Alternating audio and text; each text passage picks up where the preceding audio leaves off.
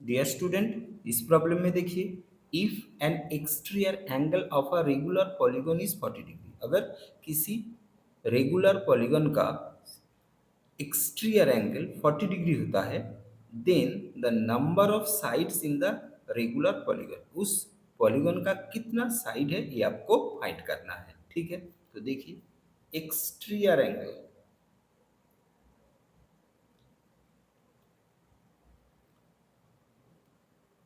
कितना है? 40 degree. Okay, सो interior angle कितना होगा? 180 डिग्री माइनस 40 डिग्री, यानी आपका 140 डिग्री। क्योंकि exterior angle plus interior angle हमेशा 180 डिग्री होता है। ठीक है, सो 180 डिग्री से अगर हम एक्सटीरियर एंगल को माइनस कर देंगे तो मेरा इंटीरियर एंगल आएगा जो है मेरा 140 डिग्री। ठीक है, तो यहाँ पर आप फॉर्मूला देखिए, etch interior angle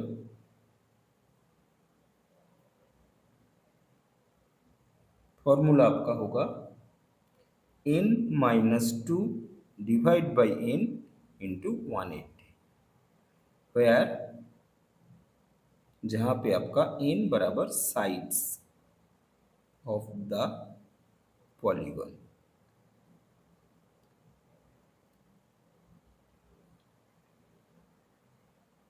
okay, so यहाँ पर आप इंटर एंगल का वैल्यू बिठाइए, 140 degree equals to n minus two divide by n into 180 degree.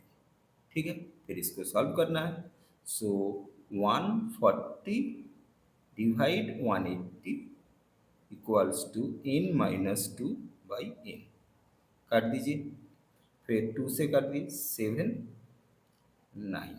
ठीक है, फिर क्रॉस मल्टीप्लिकेशन कीजिए, so 9n minus 18 equals to 7n। Okay, फिर देखिए, इस 7n को इस तरफ लाइए, so 9n minus 7n equals to 18। So यहाँ से आपका 2n बराबर 18, n बराबर 18/2 यानी 9। सो 9 इज आवर आंसर, जो यहाँ ऑप्शन ए पर है। ओके स्टूडेंट, इस प्रॉब्लम में देखिए, if the curve surface area of A solid right circular cylinder is 2310 cm square and its radius of base is 20 cm, then the total surface area of the given cylinder। मतलब आपको एक solid cylinder दे दिया है जिसका curve surface area दे दिया है आपका 2310, and उसका बेस का रेडियस दे दिया है आपका 21 cm, then the total surface area of the given cylinder, उस सिलेंडर का टोटल सरफेस एरिया आपको फाइंड करना है। ठीक है, तो आपको क्या क्या दे दिया? आपको दे दिया है कार्व्ड सरफेस एरिया, ये कितना दे दिया है आपको? 2310 cm स्क्वायर। ठीक है, और बेस रेडियस, बेस रेडियस यानी आर दे दिया है आपको 21 cm। तो आपको चाहिए क्या? Total surface area. ठीक है, आपको टोटल सरफेस एरिया चाहिए। ठीक है, सो टोटल सरफेस एरिया, इसका फॉर्मूला होता है आपका 2πr/h प्लस 2πr²। ये जो 2πr/h है, ये क्या है? ये है आपका कर्व सरफेस एरिया। ठीक है, ये आपका दे दिया है, कितना दे दिया है आपका 2310, ठीक है। फिर आपको 2 पाई r² फाइंड करना है, ठीक है। सो 2 into 22/7 इंटू r यानी 21 का स्क्वायर है, ठीक है। सो 2310 2 into 22/7 इंटू 21 ठीक है। 7 से 21 को काट दीजिए, 3, सो 2310 प्लस 2 into 22 into 21 into 3, ठीक है।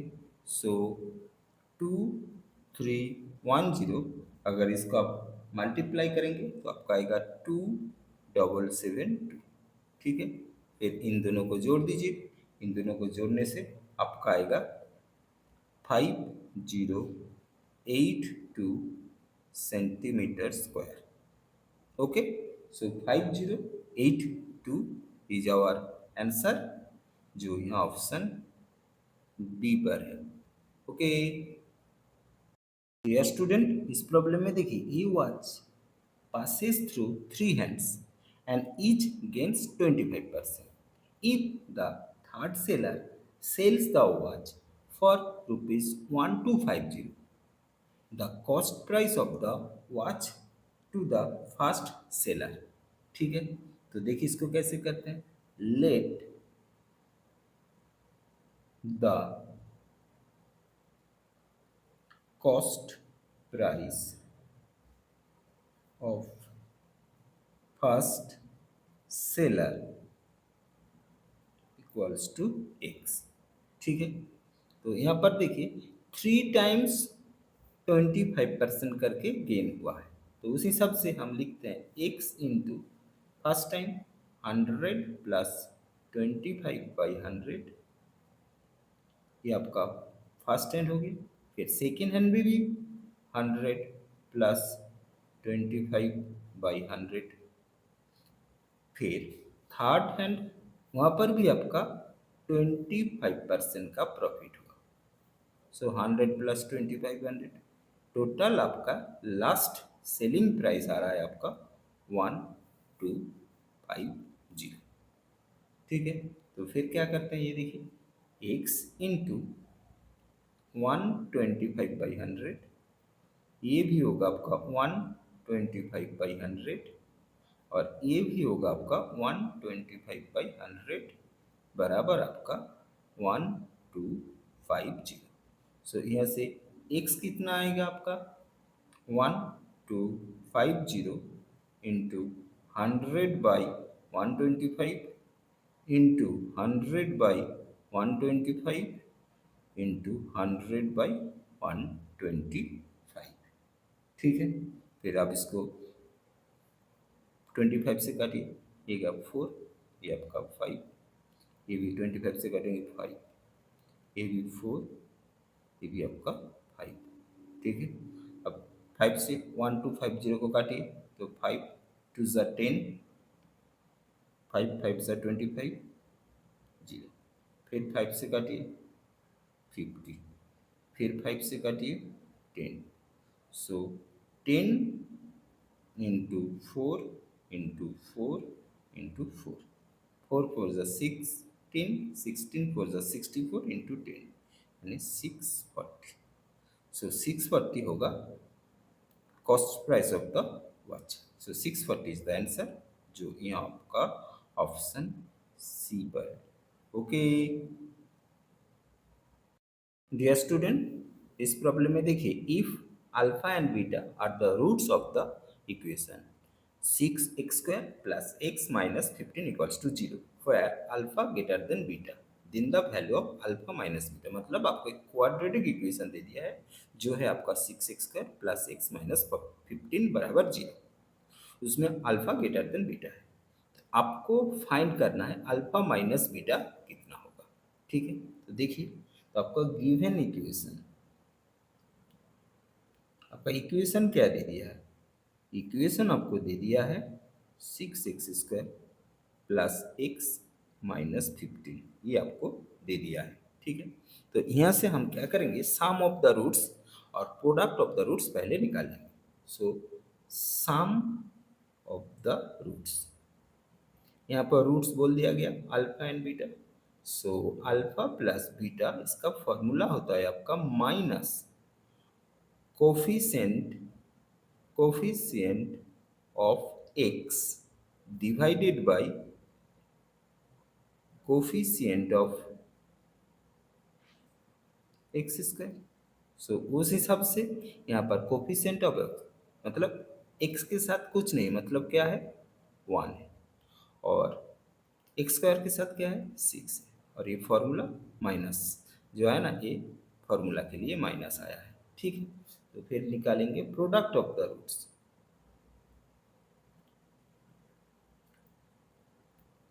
प्रोडक्ट ऑफ द रूट्स क्या, अल्फा इंटू बीटा। ठीक है, तो इसका फॉर्मूला क्या है, प्रोडक्ट ऑफ द रूट्स का फॉर्मूला है constant number divided by coefficient of x square. So constant number मतलब जिसके साथ एक्स नहीं है, कितना है, विथ साइन -15 डिवाइडेड बाई 6। ठीक है, इसको काट दीजिए, 5 3 से काट दीजिए 2, सो ये आपका आ गया -5/2। ठीक है, तो यहाँ से हम फॉर्मूला देखिए, फॉर्मूला है a minus B whole square. इसका फॉर्मूला होता है आपका a प्लस बी का होल स्क्वायर माइनस 4ab। इस फॉर्मूला यहाँ पर हम अप्लाई करेंगे। ठीक है, so alpha minus beta whole square equals to alpha plus beta whole square minus 4 alpha beta.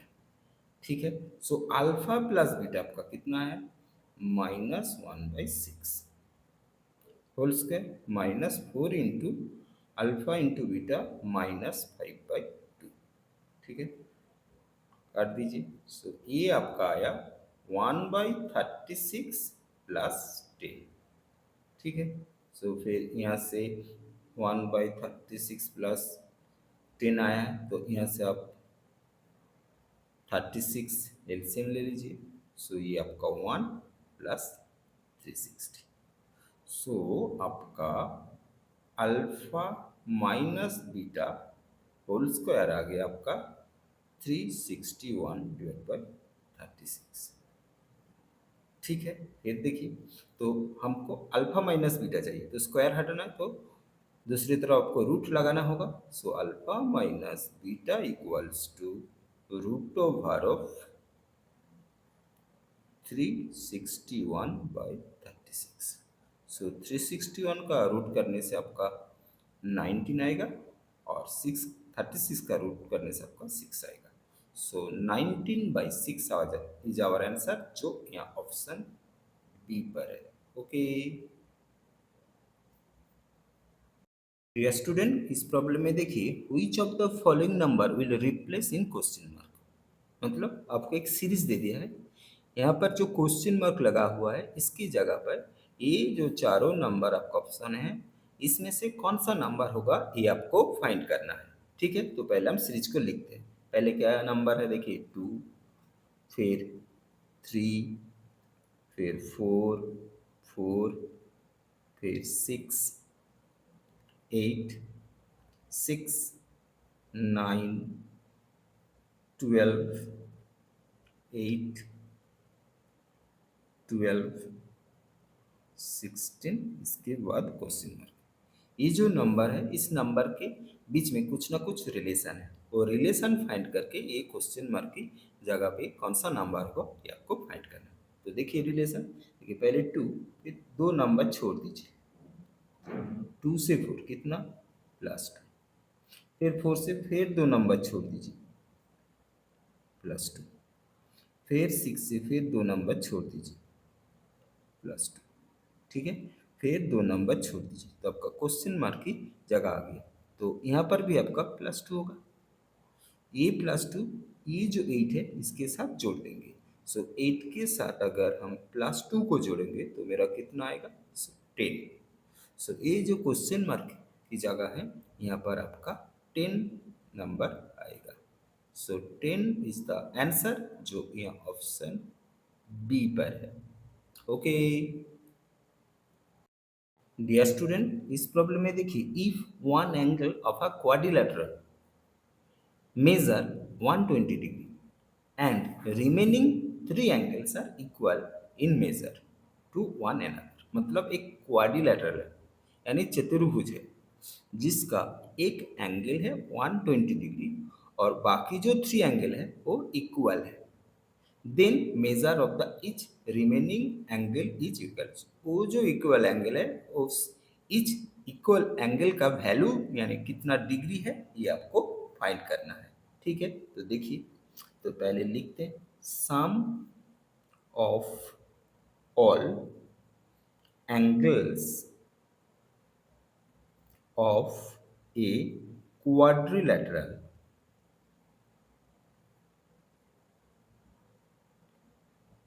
Quadrilateral कितना 360 डिग्री होता है। ठीक है, ये रूल है। क्वाड्रिलेटरल यानी चतुर्भुज, यानी जिसका चार साइड, ओके, यानी जिसका फोर साइड होता है। ठीक है, तो आपको क्या दे दिया? वन एंगल दे दिया है आपका 120 डिग्री। ठीक है, so sum of remaining three angles equals to 360 minus 120 यानी 240 डिग्री। ठीक है, सो each remaining angle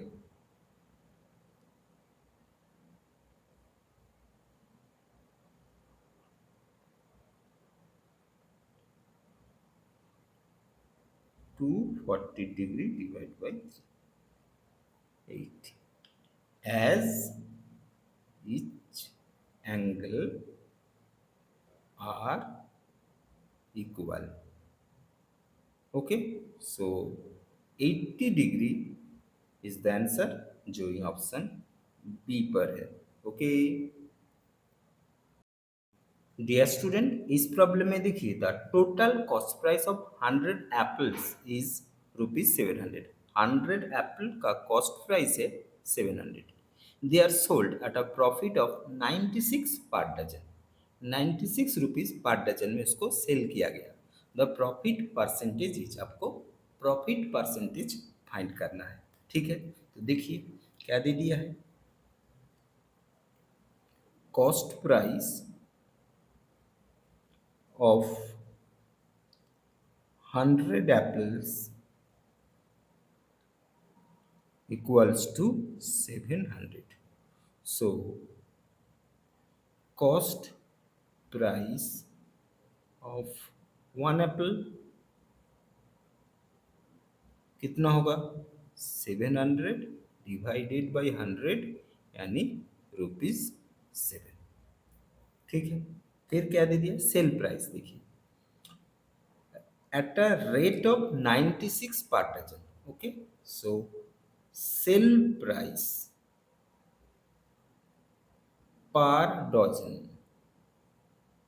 पर डजन, एक डजन में कितना आता है? 12 आता है। सो 12 का सेल प्राइस कितना है? 96। So sale price of one apple 96 divide by 12 यानी ₹8। ओके, सो यहाँ पर देखिए, ये आपका आ गया कॉस्ट प्राइस, ये आपका सेल प्राइस। यहाँ पर आपका सेल प्राइस कॉस्ट प्राइस से ज़्यादा है, तो यहाँ पर आपका प्रॉफिट होगा। ठीक है, so profit equals to sale price minus cost price. यानी 8 माइनस 7 ₹1। ठीक है। So profit percent formula profit by cost price यानी CP into 100। Okay. So 1 by cost price कितना है 7, ये 1 इंटू 100। सो 100/7 डिवाइड कर दीजिए 3 28 to 14 2/7%। So 14 2/7% is our answer, जो ये ऑप्शन डी पर है। ओके डियर स्टूडेंट, इस प्रॉब्लम में देखिए find the single percentage discount equivalent to 3 successive discount 30%, 20% and 10%। मतलब किसी चीज पर 3 टाइम 30%, 20%, 10% का डिस्काउंट दिया जाता है, तो ये तीनों डिस्काउंट मिला के टोटल कितना सिंगल डिस्काउंट होता है ये आपको फाइंड करना है। ठीक है। सो देखिए इसको कैसे करते हैं। Let the original price 100। ठीक है। प्राइस आफ्टर 3 डिस्काउंट्स कितना होगा 100 into 100 minus 30 divide by 100 into 100 minus 20 divide by 100 into 100 minus 10 divide by 100। Okay. So 100 into 70 by 100 into 80 by 100 into 90 by 100। Okay. इस 100 को 100 से काट दीजिए, यहाँ पर एक जीरो, यहाँ पर एक जीरो, यहाँ पर एक जीरो काट दीजिए। सो आपका ऊपर में क्या रहेगा 7 8 9 डिवाइड बाई 10। ठीक है। सो 7 8 और 9 को आप मल्टीप्लाई करेंगे तो आपका आएगा 504/10। सो यानी ये आपका आया 50.4। Okay. So therefore single discount आपका क्या होगा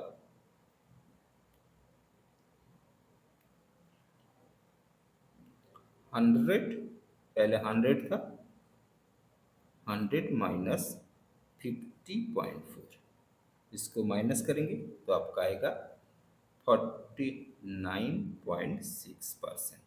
सो 49.6% इज आंसर, जो ये ऑप्शन सी पर है। ओके